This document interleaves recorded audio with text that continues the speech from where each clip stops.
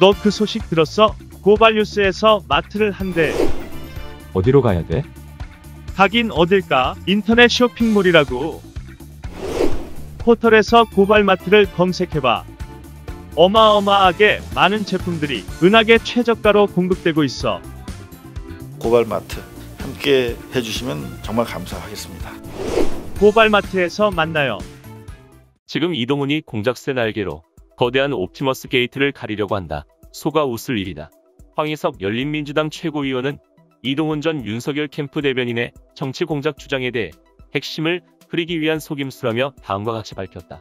황희석 최고위원은 15일 페이스북을 통해 가짜 수산업자 게이트는 이방현 전 서울남부지검 금융조사 2부장과 가짜 수산업자 김태우 그리고 현 건국대 이사장의 어머니인 김경희 전 이사장 사이의 유착과 접대 사건이라 규정했다.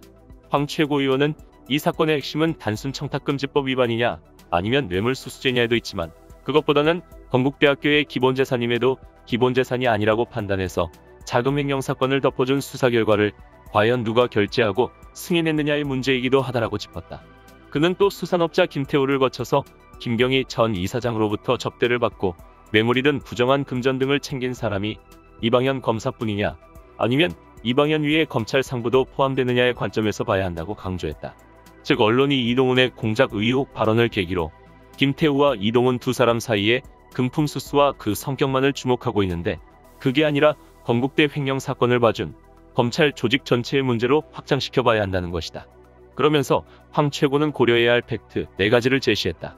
첫째, 이방현 부장검사는 국정농단 수사 당시 박영수 특검에 파견된 현직 검사들의 막내였다. 둘째, 현직 검사들의 꼭대기에 있던 수사팀장이 윤석열이었다. 셋째, 박영수 특검은 수산업자로부터 포르쉐를 받았다. 넷째, 윤석열은 위 건국대학교 자금횡령 사건을 배당하고 사건 처리 결과를 최종 승인하는 지위에 있었다. 그는 이동훈은 가짜 수산업자로부터 새 골프채를 자기 창고에 받아 보관하고 있다가 빌린 것이며 도리어 여권의 공작이라고 공격하는 자작활극 코미디를 하고 있다. 이것은 핵심을 흐리기 위한 속임수라고 다시 짚으면서 핵심을 거론했다. 즉 핵심은 건국대학교 자금횡령 사건을 덮은 서울동부지검 형사6부와 이방현 부장이 근무하던 금융조사2부 그리고 이에 대해 수사지휘를 하던 윤석열이 근무하던 당시 대검찰청 세 곳이라는 것. MBC 공영미디어국장을 맡고 있는 박건식 PD는 SNS를 통해 이 같은 황희석 최고위원의 지적에 힘을 실었다. 박건식 국장은 현재 공직자 중에서 실명이 보도된 것은 박지원 국정원장과 박영수 특검뿐이라며 경찰이 검찰을 사상 최초로 압수수색했다고 의미부여가 된 사건의 당사자인 당시 서울남부지검 이방현 금융조사부장의 이름은 여전히 언론에서 실명을 찾아보기 어렵다고 꼬집었다.